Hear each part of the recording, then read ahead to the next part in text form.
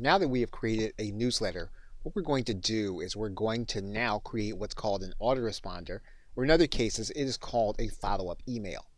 In order to do that, while you're still within email marketing, you're going to choose this link that says autoresponders. And what you're going to do is you're going to click this button that says create autoresponder. You're going to give your autoresponder a name, which only you are going to see. And this autoresponder that we're creating for this list is going to occur on day 0 as soon as they sign up. So we're going to choose the list that this is going to happen for. We're going to then determine when the message is going to be sent.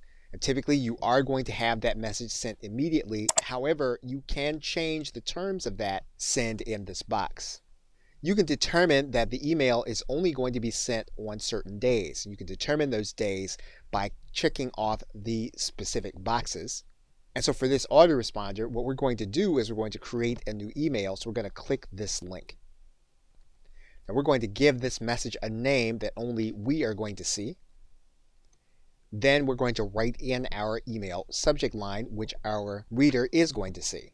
We're then going to change the from email to an email that is considered to be acceptable for GetResponse.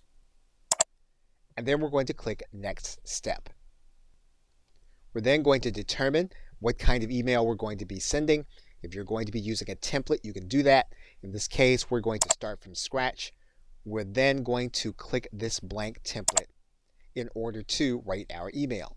And just as we did with the broadcast email, we're going to drag a text box into the canvas. You'll then have your text box there. And then once your email is complete in the WYSIWYG editor, you can then make sure that it appears correctly as a plain text email. Once we do that, we can then close the dialog box. And then we can click the arrow that leads to the next step. So once we have our email ready, we can then set it up so the subscriber will get this email as soon as they opt into our list. What we can then do is we can create subsequent emails. We can do that by going to create an autoresponder. And again, we can give this autoresponder a name. We can scroll down as this email is going to happen on day 1, 24 hours after the first email is sent. And then we can create a new email. We're going to give this message a name and we're going to give it a subject. And once we've added in the from email, we can then click Next Step. Once you have your content written in HTML as well as the plain text, you can then click Next Step.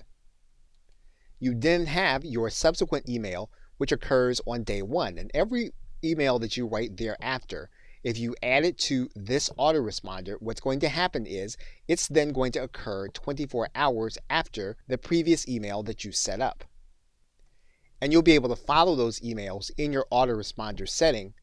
And if you want to look at all of the emails for a specific list, all you'll need to do is make sure you have that one list highlighted. And that's how you create follow-ups for your autoresponder. Okay, so with that, thanks, and I will see you in another video.